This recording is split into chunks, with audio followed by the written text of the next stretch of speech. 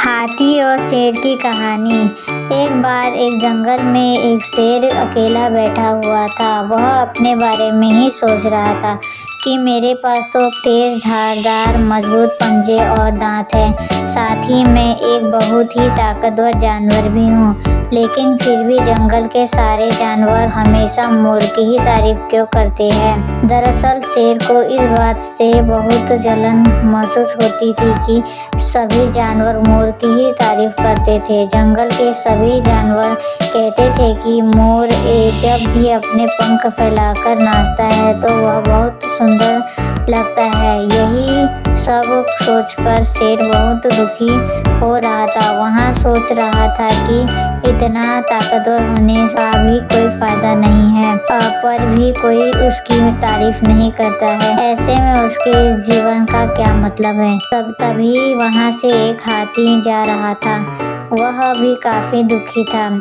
जब शेर ने उस दुखी हाथी को देखा तो उसने पूछा, तुम्हारा शरीर इतना बड़ा है और तुम ताकतवर भी हो, फिर भी इतनी दुखी क्यों हो?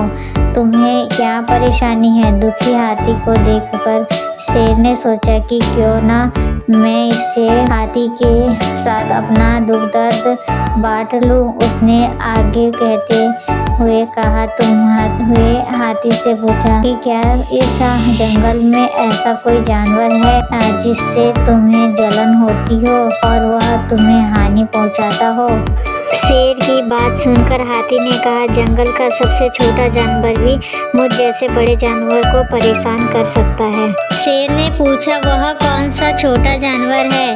हाथी ने कहा, महाराज वो जानवर चींटी है। वह इस जंगल में सबसे छोटी है, लेकिन जब भी वो मेरे कान में घुसती है तो मैं दर्द के मारे पागल हो जाता हूँ। हाथी की बात सुनकर शेर को समझ में आ गया कि मोर तो मुझे चींटी की तरह परेशान भी नहीं करता है, फिर भी मुझे उससे जलन होती है।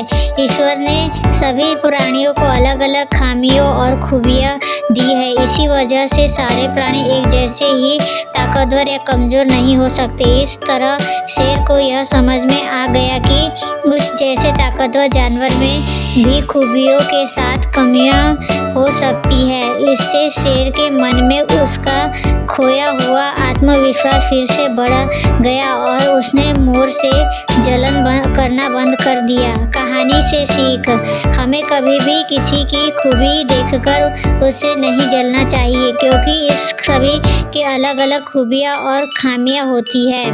Thank you for watching.